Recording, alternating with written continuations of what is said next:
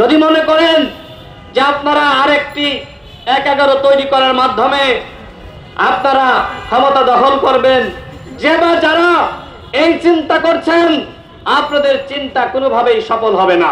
যেভাবে নুরুল হক নূরকে রক্তাক্ত করা হয়েছে, পুরো বাংলাদেশ আক্রান্ত হয়েছে। এই ধরনের ঘটনা অত্যন্ত অনাকাঙ্ক্ষিত, দুঃখজনক, কিন্তু আমরা লক্ষ্য করছি সরকারের পক্ষ থেকে দায়সারা পদক্ষেপ গ্রহণ করা হচ্ছে। আমরা বারবার বলছি, এই অন্তর্বর্তীকালীন সরকার আমাদের সরকার, এই সরকার গণঅভ্যুত্থানের সরকার। গণঅভ্যুত্থানের অন্যতম নায়ক নুরুল হক নূর, যারা রক্ত দিয়ে, যারা সংগ্রাম করে, যারা ঝুঁকি নিয়ে এই সরকার গঠন করলো, তারাই যদি এই সরকারের আমলে নিরাপত্তা না পায়, তাহলে সাধারণ জনগণ তারা কি অন্তর্বর্তীকালীন সরকারের আমলে নিরাপদ? আপনারা কি মনে করছেন যে আপনারা খুব নিরাপদে আছেন? আপনারা কেউই নিরাপদে নাই। আমরা প্রত্যেকেই ঝুঁকির মধ্যে রয়েছি, আমরা প্রত্যেকেই অনিরাপত্তা বোধ করছি। আর এই জন্য যদি বাংলাদেশকে একটি নিরাপদ দেশ হিসেবে গঠন করতে হয়, আমাদের সকলকে এক এবং ঐক্যবদ্ধ থাকার কোনো বিকল্প নাই।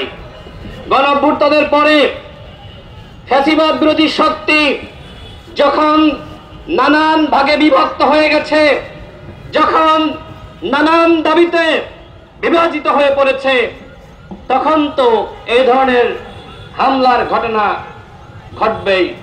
বান্ডেল থাকলে প্রতি সেনমানিতে টাকা বাঁচবে। বিকাশ সেনমানি বান্ডেল কিনে জিতুন প্রতি লেনদেনে। এইটা ছিল একটি টেস্ট কেস, দেখা যে কি হয়। এরপরে গণঅভ্যুত্থানের অন্য নেতাদের উপরে, যারা হাসিনার পতন ঘটিয়েছে, এরপরে তাদের পালা সবেমাত্র শুরু হয়েছে। সবেমাত্র নুরুল হক নূরকে দিয়ে একটি টেস্ট কেস জাতির সামনে হাজির করা হয়েছে। কি হয়? আমাদের স্পষ্ট কথা, আর যদি কারোর উপর হামলা করা হয়, আর যদি কাউকে রক্তাক্ত করা হয়, আর যদি এই গণঅভ্যুত্থানের আর কোন নায়ককে এইভাবে আইসিইউতে পাঠানো হয়, এদেশের জনগণ কিন্তু চুপ করে বসে থাকবে না। এক নুরুল হক নূরকে পাঠিয়েছেন, সারা বাংলাদেশে কিন্তু আন্দোলন শুরু হয়ে গেছে।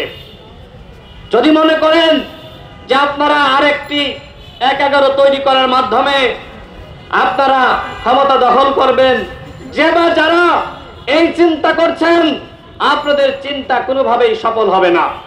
এদেশের জনগণ ফখরুদ্দিন মঈনুদ্দিনকে মেনে নেয়নি, এদেশের জনগণ হাসিনাকে মেনে নেয়নি, এদেশের জনগণ ইয়াহিয়াকে মেনে নেয়নি। সুতরাং এদেশের জনগণ যারা আগামীতে আর একটি ১/১১ গঠন করার স্বপ্ন দেখছে, তাদেরকেও গ্রহণ করবে না। বরং আমি তাদের উদ্দেশ্যে বলতে চাই, জনগণের কাতারে আসুন, জনগণের পাশে থাকুন, জনগণের মতামতকে উপেক্ষা করে যারা এই ক্ষমতাকে দখল করতে চাবেন, তাদের পরিণতি কিন্তু হাসিনার মতো হবে।